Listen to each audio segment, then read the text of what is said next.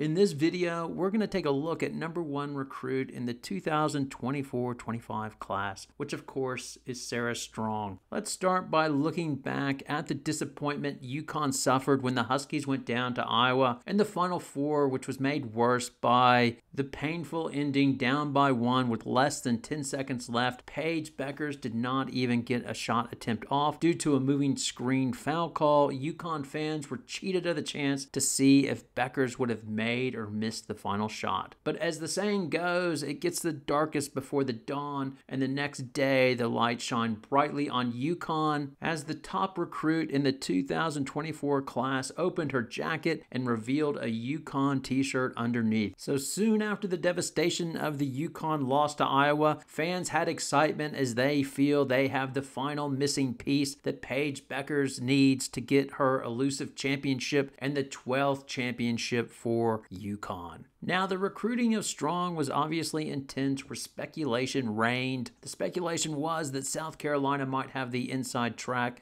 due to her mother, Allison Feaster, having played in the WNBA for a period of time with South Carolina coach Dawn Staley. And for all money, it seemed like it might be a done deal as South Carolina hammered an injury-riddled UConn in February 24, with Sarah Strong watching in the arena and the South Carolina crowd chanting, "We want Sarah, we want Sarah." But following the game, a disappointed Dawn Staley told reporters that she'd been hoping to announce that Strong had committed, saying, "I thought I was going to have a welcome home, but we did not get it done yet."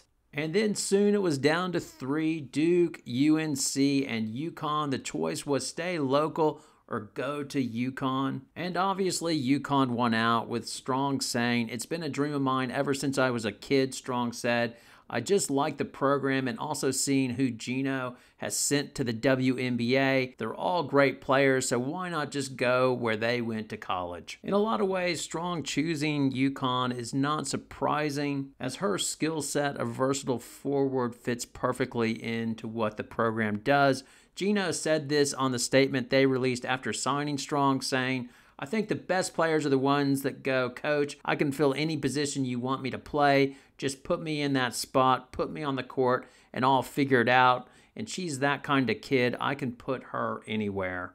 And that is the thing with Sarah Strong. She is versatile. She's 6'2", so she has the normal abilities of a power forward that can post players up. During the 3-on-3 tournament with Japan, her outside shot was not falling, but she punished Japan on the inside as she clearly had the mismatch and just would finish on her layups. But really the thing that makes scouts drool is most traditional bigs can hit occasional threes, but Strong has a great looking shot, and three-pointers just look so easy for her and usually go in. Now, the early reports out of stores this summer were positive, with Gino Auriemma saying, "We thought she was good and she may be even better than that." Auriemma has compared her to former UConn player Kerry Bascom. If you were not aware, and I certainly wasn't, she was a 6'1" former UConn player that played from 1987 to 1991. Her freshman year, she averaged 8.4 points per game and 5.4 rebounds per game. And then her numbers exploded from her sophomore to senior seasons, as Bascom averaged 21 points and 8.2 rebounds per game, shooting 51% from the floor and 40% from the three-point line. Now, after seeing her stats and hearing Gino's comments, I was like, I need to check out Kerry Bascom playing. The only video I could find was a 1990 Big East tournament, UConn versus Providence. Now, UConn fans will be sad to know that they lost this game by 21 points, going down 61 to 82. Two things were clear when watching this game. First of all, big hair was definitely in the 90s. And secondly, I get how Gino is comparing Strong to Bascom. Yes, different time and game, and obviously Bascom is white and Strong is black.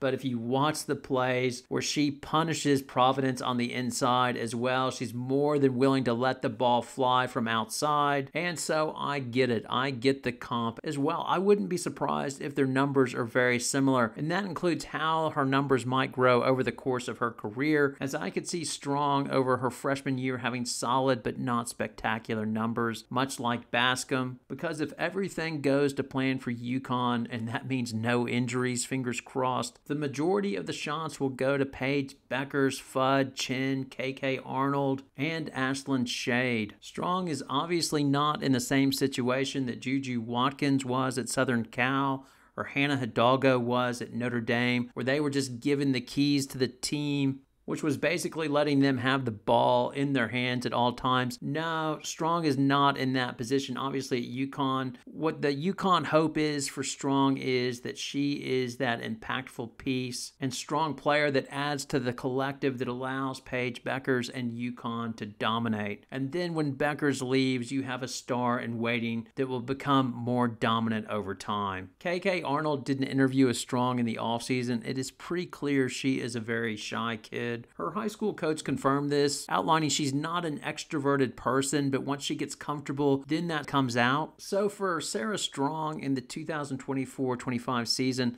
I think it's important to have Warren Buffett expectations, I guess that being low. He says that's the key to life. And with Strong, I think the expectation or hope would be that she would break into the starting lineup, but I would not expect her to put up just massive numbers that boggle the mind. I think she'll be a solid all-around player, but cracking the starting lineup is not a certainty. As on paper, it looks like a three-way battle for two spots, namely the power forward and center spot between Jana El-Alfi, Ice Brady, and Sarah Strong.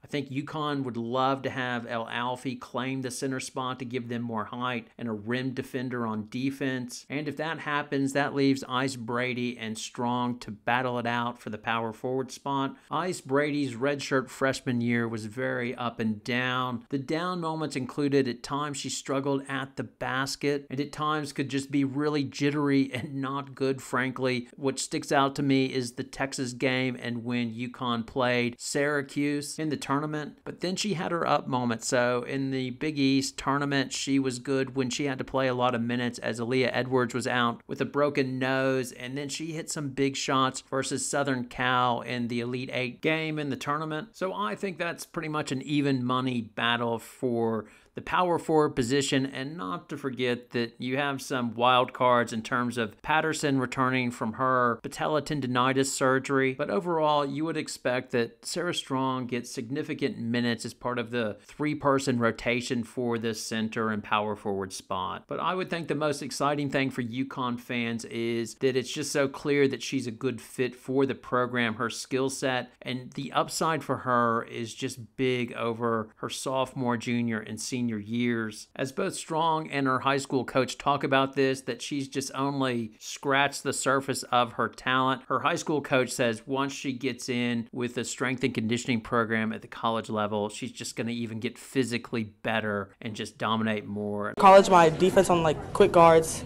just getting tired with everything, further shooting, better conditioning, oh my gosh, finishing around bigger people, staying in the game mentally. There's a billion things I need to work on. I'm not, I need to lock in.